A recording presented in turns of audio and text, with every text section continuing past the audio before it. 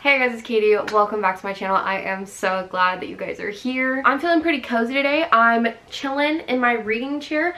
I got a blanket on, and I'm not gonna lie, I am wearing sweatpants with this top. I was wearing jeans earlier whenever I was wearing this shirt, but immediately whenever I got home, I changed it to sweatpants. I just love to be a comfy girl. Today we're gonna be talking about books that I would recommend specifically for the spring and the summertime. I feel like during spring and summer, it's one of my favorite times to read. Reading outside or reading by the pool or reading by the beach or whatever is just like, it's just the perfect time. I love reading outside during this time of year, and I feel like I read more because of that. And I feel like even a lot of people who don't normally read decide to read on a summer vacation or whatever, just because they have more time, and people like to do more things off of their phone in the summer. So I feel like this is the perfect time to do a book recommendations video, and I have quite the list of books here. So I'm gonna be referring to my laptop a lot. We're also gonna be talking about books on my spring and summer TBR towards the end, and then also all the new releases coming out. I'm not gonna go crazy into the new releases, but I have so many that I'm excited about, so I just wanted to mention them. We're gonna go ahead and start out with some literary fiction recs. This book has probably been recommended about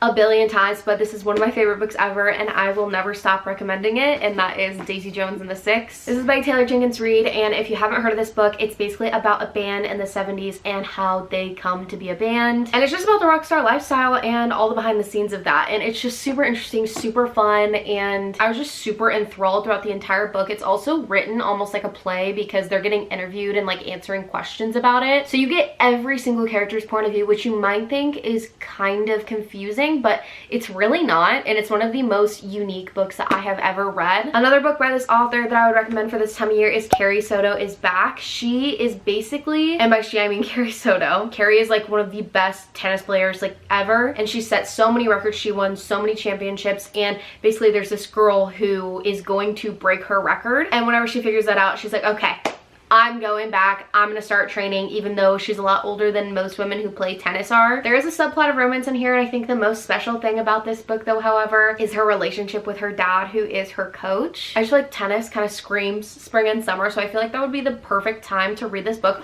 Also, I do have to say, the subplot of romance in here, there's like two big ones. Incredible. You must read this if you haven't yet. Another book that kind of reminds me of Daisy Jones and the Six that I read very recently is Mary Jane. I forget the author, but I'll have the picture of the book right up here. This book is actually in the point of view of a 14-year-old girl named Mary Jane, and she is basically being a summer nanny for this family where the dad is a therapist, and he's actually having live-in patients at the house with them for the summer, and the patients are a famous actress and her husband, a famous rock star. So they're getting like live-in therapy treatment, and it's just very interesting because Mary Jane is there a lot, and she sees the way that the rock star and the actress live, and just their family that she's nannying for lives in general, and she truly becomes like a part of the family, and she's very accepted. They just love on her so much, and she's spending all of this time with this family, and her family is just completely different. They're very prim, they're very proper, they go to church every Sunday, they like really look into people's social classes. There's a little bit of not great morals and beliefs that her family has, just because it was the 70s and like the times were different, and it's very hard for Mary Jane to understand what's right and what's wrong because there isn't really anything that she's ever known because of how she grew up. And it's just very interesting being inside her head, because normally being inside the head of somebody a lot younger than me, I wouldn't really enjoy it, but I did really enjoy her point of view, and I felt like I related to her a lot in a lot of different ways, and it was just a very interesting book. At first I was like, I'm not gonna enjoy this, but I really did. It was super intriguing and interesting, and the child that she nannies for is super cute and fun, and I just feel like this is a perfect summer read because it's literally set in the summer. Next up, we're going to be talking about romance. I feel like spring and summer is the season of romance, just like fall and winter is the season of fantasy. So we're going to be talking about a lot of romances. We're going to start off with some like very summer specific romances, specifically with my queen, Emily Henry. First off, we're going to talk about Beach Read. This book is about a girl named January Andrews, and it's all in her point of view, and she basically goes to this little town where her dad had a house because he just passed away, and she's trying to like pack up everything and get it ready to get sold. But she's also an author who hasn't really had a lot of inspiration in a while. She's just kind of in a writing slump, and she's not quite sure what to do. Enter in Augustus Everett, my king. They went to college together and they haven't seen each other since, and they weren't really like the best of friends, but they end up seeing each other. They're both authors now and they're both in writing slumps, so they make this deal where they're gonna go on these basically research dates, because the deal is that they have to switch up their book genres. So basically January is going to be writing fiction and Augustus is going to be writing women's fiction. And there's just so much more to this book than it being a romance. And honestly, even though the romance is everything, it's just a really great book, and I plan on rereading this summer. I read it for the first time last year and I just remember sobbing my eyes out, and it was just really great. Talks a lot about how she's coming to peace with the death of her dad too, and yeah, I don't know. This book was just really good, and I recommend it to literally everyone, including her book that just came out last year, which is right here, and it's literally displayed because it's one of my favorite books of all time. That book is Happy Place by Emily Henry. This book follows the character Harriet, and I think Emily Henry does this so well. Like, obviously this is a romance book, and Beach Read was a romance book too, but it was also following January's struggle through something else. That something else being the death of her dad. In this book, the something else that Harriet is going through, other than her relationship struggles, is her relationships with her friends. The talk about friendship in this book is just so deep and so understandable because everybody goes through it, and it's talking about them in their college years, how their friendship was then to now whenever she's like in her 30s. So their friendship has evolved over time, and as they're changing, their friendship changing, and it grows and all of that kind of stuff, and it just makes everything so different for them as friends. And I love this book so much because everybody can relate to that. Everybody's had a friendship breakup, everybody's had friends change, friendships grow apart, all of those types of things. And with the romance in this book, it's between her and her like ex-fiance, and where the friendship comes into play is basically they were friends with this huge friend group that would go to Maine every single summer, and they broke up and they didn't tell their friends because they were kind of scared as to how they were going to react, and they both end up on the trip and have to end up fake dating, which is one of my favorite tropes. And I don't know, I just can't say anything bad about this book. I love it so much. Next up, we have Summer Reading by Jen McKinley. This book is about our main character Samantha, and she has dyslexia and she was either fired or she's just taking a break from her career as a chef. I can't remember which one. And she's trying to get back into being a chef, but she's basically called by her dad to go back to Martha's Vineyard, which is where her family has always lived, and babysit her brother for the rest of the summer. And she was like, you know what?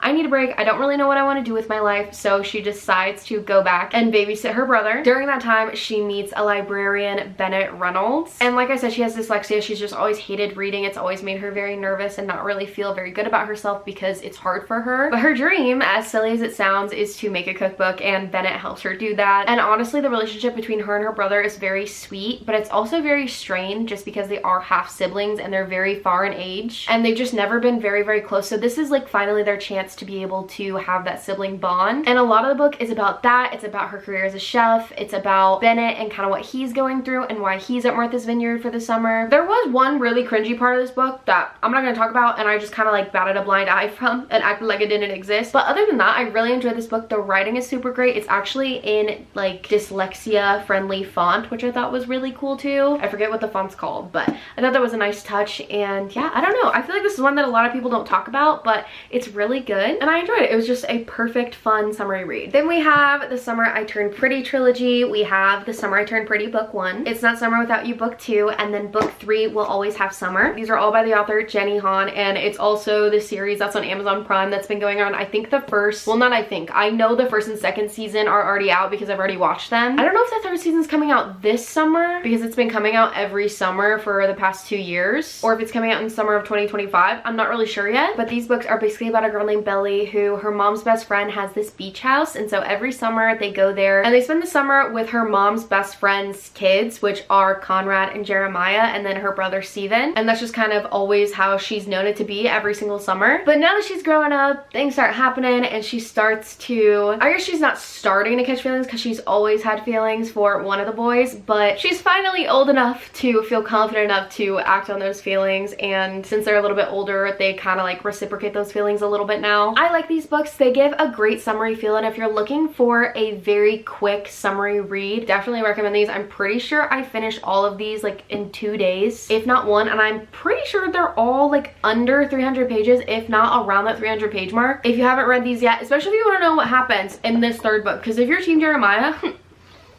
This is gonna be a tough book for you to read, bestie. Then we have Wildfire by Hannah Grace. This book is the second book in the interconnected standalone series. I think it's called the Maple Hill series. It's the second one after Icebreaker, and this one follows Russ from the hockey team and Aurora. This is dual POV, but it's held at a summer camp. So they basically meet at a college party and they kind of have like a moment together, we'll say, if you know what I mean. And that's kind of like the first time they met. They didn't really know of each other besides that, and then they both realized they are summer camp counselors at the same camp and they're not allowed to date. The kids in this book were really cute. I honestly wish there was more moments with the kids. This wasn't as spicy as Icebreaker was either, just because there was that block of them not really being able to be together while they're at camp, which is where the majority of this book takes place. At first, whenever I was reading this, I was kind of upset because I feel like the tension dissipated a lot because of them being together before they were really getting to know each other and stuff like that. And it's not my favorite way to start out the book, but I feel like that didn't really take away from this book because there was other tension and stuff like that in this book, so I feel like it was fine. Russ is just like this sweetest, like cinnamon roll golden retriever guy, and I feel like a lot of the times you don't get that in like a hockey romance, so I don't know. I thought he was super like sweet and cute, and a lot of the moments in this book were just like very precious. This little awkward guy right here has my heart. I feel like we need more books with summer camp plot too, because I did summer camp when I was younger and I was also a summer camp counselor, so I just kind of like eat that up. Another great author for the summer and springtime, just because her books are so rom-com-y and fun and just very easy reads, is Miss Sarah Adams. I've read 3 books by her and they just do not disappoint. This one in particular is When in Rome. This is a small town romance in the town of Rome, Kentucky, and it's basically about this pop star named Amelia, and she just wants to get away from the pop star life, so she decides to take a break in the little small town of Rome, Kentucky, and she ends up meeting Noah, this pie maker, because he kind of saves her because her car breaks down whenever she first gets there, and he like takes her in, he lets her stay at his place, all of that kind of stuff, and they just keep on running into each other because it's just a small town and he's just a sweet guy, but he recently went through a heartbreak, so he's not really wanting anything, and their whole thing is that Amelia's going to leave, and it's very will they won't they, which I a lot of the times don't enjoy because it's just kind of like, get together already, like what are you doing? But I did love the atmosphere of this small town. I honestly think I enjoyed this second one, Practice Makes Perfect, better. I just recently read this one and I read this one last year, but Practice Makes Perfect follows Noah's sister Annie, and she owns the flower shop in town. She's always just been this goody-goody. She doesn't cuss, she doesn't date, she is kind of like awkward, and people just don't really think of her as anything but this like sweet girl that owns the flower shop. But then she meets Will, and Will is unlike anybody that she's ever really met before. Will is actually Amelia's bodyguard, but Will has tattoos and Will's more of like a rebel than Annie is, so it's kind of like opposites attract a little bit, but he's also not, and people just don't know that because he doesn't really let people in, but for some reason, you know, he lets Annie in. And basically the whole thing is that Annie is just like afraid to date, and she's just never really done it before, but she wants to settle down, she wants to have a family, and so Amelia comes up with the great idea that Will should basically be her dating teacher. So they fake date in this book, and she also reads a lot of pirate romances and he reenacts the scenes. So point blank period, this book was super cute and fun, and this is probably my favorite Sarah Adams book that I've read. Now we're going to talk about the queen of YA romance specifically, and that is Miss Lynn Painter. We've got Betting on You, The Do-Over, and Better Than the Movies, which is my personal favorite. This one is actually set around Valentine's Day, so I don't know if I'd recommend that for a summer read, and this one is more around like Christmas time, but these are still super fun and easy and quick reads, so if you're looking for anything like that this summer, recommend. But this is my favorite Lynn Painter book, and this is Better Than the Movies, and Wes and Liz just have my heart. It's basically about this girl named Liz. She's obsessed with rom-coms, but she's never really had that kind of level of love in her life, and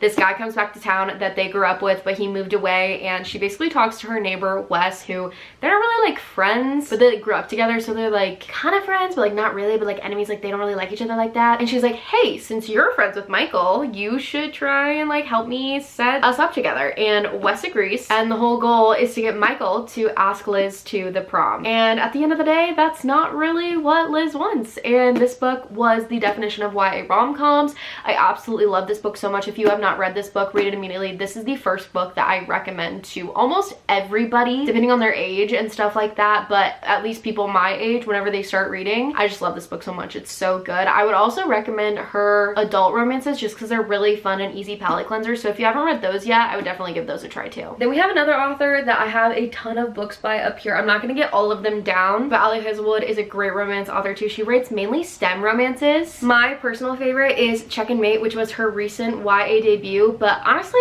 I wouldn't classify this as YA. The cover, first of all, absolutely stunning. It's basically about this girl named Mallory who she grows up playing chess because her dad taught her, and then she just stops playing because her relationship with her dad just kind of got strained and he ended up passing away. So she also has to take the load because her mom is very sick and she has 2 younger sisters, so she has to work now instead of playing chess. But it's years and years later and she ends up having this opportunity to play chess professionally for money, and she takes it. And the most famous, well-renowned, and cutest chess player, Nolan, and her end up meeting at a championship and she beats him. And so that's kind of everything that gets the ball rolling, and this book is basically about her journey and accepting herself and forgiving herself for a lot of different things, and it's just very, very interesting. I feel like if you're like a freshman in college, you would probably really relate to a lot of the things that she's going through because she's 18. And I just really love this book. I thought it was so cute and fun, and you do learn a lot about chess, but it's not in like a very overbearing way, I guess you could say. I feel like this book specifically, like their little romance too, wasn't the entire story, and I enjoy it whenever it's not the entire story. Mallory just had so much depth to her and I just related to her so much as a character, and I really liked it. If you just can't tell by the cover of this next book that it screams spring and summer, like I don't know what to tell you.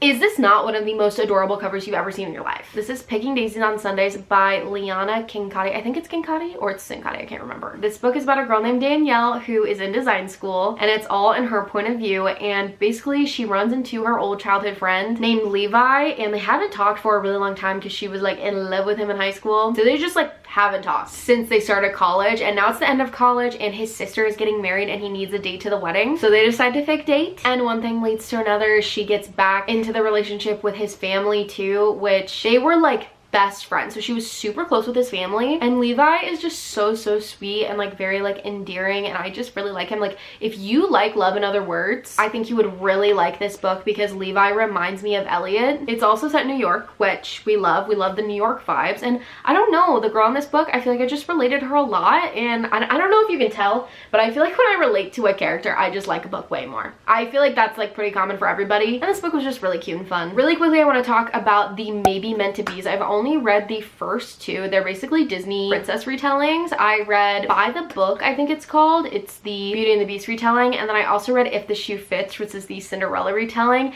This one, literally, she's on The Bachelor. I am obsessed with this book. This was so cute and fun and good. And then this one, she is an editor and she's trying to get this guy to write this book, but he hasn't been responding to her. So she goes and like helps him with the book, and she like lives in his house. I really enjoyed these. These were super cute and fun. I feel like specifically if you love The Bachelor, you will be obsessed with this book. This was so good. And it was definitely like my favorite of the 2. Then we have Part of Your World and Yours Truly. I enjoyed Yours Truly a lot more than Part of Your World. These are both by Abby Jimenez and they're interconnected standalones. This one comes first, and it's basically about this girl named Alexis. She's a doctor. She lives in the city, and she basically meets this guy named Daniel who is a small town guy, and he has to stay in the small town because he's the mayor. It's dual POV, and there's just a lot of struggle there too because Alexis is a little bit older than Daniel and they just live very different lives, and it's basically about them trying to figure out how they want to go about that and if they want to have a relationship or not. But this one is my favorite. I love this book. This is a 5-star read for me. It's so good. This is Yours Truly. It follows Brianna and Jacob, and it's dual POV as well. Every time I talk about this book, I end up crying, so I'm just gonna go through it really quickly. Basically, they're both doctors, and they end up meeting because Jacob is the new doctor at Brianna's hospital, and Jacob is just super anxious, and he's not really like the best at interaction just because he stresses out and gets so much anxiety about what people think about him. And so their first meeting didn't go the greatest, but down the road, they both end up doing it so much for each other and care so much for each other that they go out of their own way to do something for the other person. They're always thinking about each other, always wanting to do what's best for them, and there is a little bit of fake dating in here, which is one of my favorite tropes. And I just love how the anxiety representation in here was described and explained. I related to this book so much and Jacob's character so much, and it was just so beautiful how whenever he was with Brianna, he just kind of like lost that part of himself. You know what I mean? Like he didn't feel the need to feel anxious, but whenever Brianna was trying to make sure she was doing what's best for him and what he needed, or worrying about their relationship and stuff like that, that's whenever she would overthink and she would stress and feel anxious and stuff like that. But other than that, she's like a super like charismatic, bubbly, outgoing person. And I just feel like these two people, they deserve each other. They are so giving and just so everything. This has a little bit of miscommunication, but I don't care. It was amazing. These are amazing, and I want to read the rest of Abby Jimenez's backlist. Okay, these are two other ones that I'm gonna go through really quickly. We have The Heartbreak House Share by Emily Merrill. This is about a girl in her 20s who just got broken up with, and she has to move into an apartment that she shares now, and she basically makes a 20s bucket list of things that she has to do. It's also set in London, which is really fun. So if you're looking for something that's very 20s, as she just graduated college too and is her first post-grad job, so if you relate to that, I think this is definitely a good book for you. And then we also have Just My Type by Fallon Ballard. I want to read the rest of her books because the writing in this book was so good, and I haven't heard enough people talk about it. This book is about a girl named Lana, and she's worked at this column for years, and then her ex, like her ex that she has the most feelings for ever, and is kind of like the one that got away, started working at the place that she works at, and they both end up being in the running for a job. So their boss decides to put them up against each other in a competition. Lana always has to be dating somebody, and Seth is kind of like always with somebody new. So basically their challenge is to swap, and he has to try and find someone to settle down with, and she has to be okay with being single. So each week they have to do a challenge and basically write about it, and that's this book. I enjoyed this book so much, and it needs to be read and talked about a lot more. Okay, now finally getting into some fantasy. I'm not gonna recommend a ton just because, like I said, spring and summer is the time for romance, but I feel like some of these would be great for the summer if you're looking for a fantasy read. The first one is Divine Rivals. This is a very romantic fantasy, and it's also historical. It's set during the time of this war with the gods, and our two main characters, Roman and Iris, are both working at the same newspaper place. They both want to be journalists. Iris is very poor, Roman has a lot of money, and they just don't really get along very well, it seems anyways, just because they are rivaling for the same job. I'm just gonna leave it at that. This is one of the most romantic and well-written books that I've ever read. I kind of want to read it again just because of that. I also really want to read the second one this summer, and I feel like the high stakesness of the fantasy just made their romance that much more. Then we have the Once Upon a Broken Heart trilogy. These are fantasy fairy tales. If you've never read fantasy before, I highly recommend starting with something like this. I have the rest of the series up there too. I've read all three of them, and these are just so fun, easy reads. They're also YA, so the font is pretty big, and they're just easy to binge and go right through. It's basically about this girl named Evangeline, and her true love leaves her for another girl just kind of like very randomly. So she goes to the Prince of Hearts, which is kind of like a god in this world, but they're called fates, and she's like begging him. She's like, please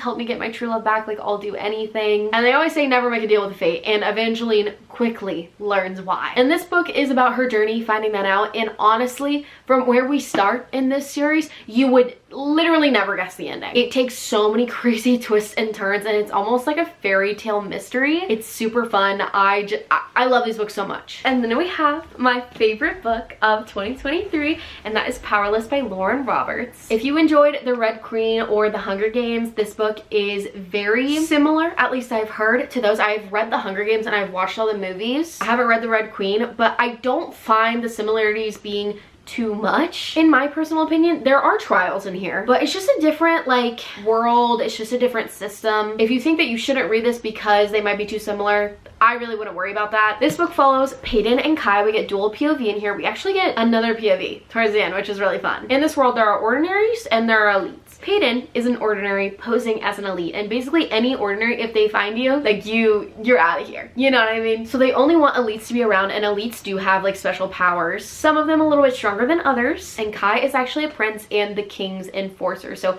he's the one who goes out and kills the ordinaries, and somehow they both end up in the trials. That's all I'm gonna say. This book is incredible, and I love it so much. I'm gonna talk about it literally all the live long day. An honorable mention that I'm not gonna go a ton in depth about is ACOTAR, A Court of Thorns and Roses.